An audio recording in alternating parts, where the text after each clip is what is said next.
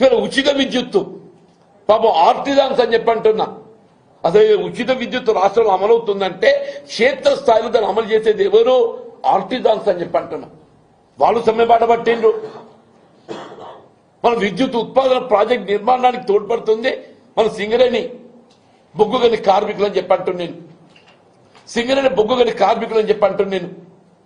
సింగరేణి బొగ్గుగని కార్మికులకు ఏది ఇస్తుందో వాళ్ళకు కల్పిస్తా అన్నటువంటి ఒక రిటైర్మెంట్, వాళ్ళకు కంపల్సరీ అపాయింట్మెంట్ ఏది లేదు.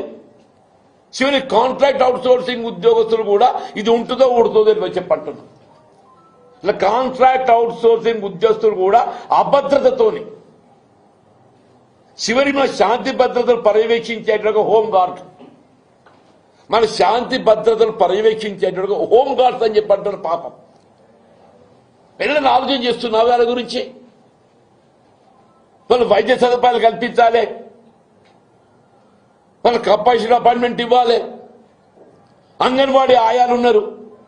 ఎవడి గురించి నీ ప్రజాపాలన అంటూ నేను నీ ప్రజలుగా ఎంతవరకు ఏదో నువ్వు నీ తాబేదారు తప్ప ఎవరికైనా ఆలోచన చేస్తున్నావా?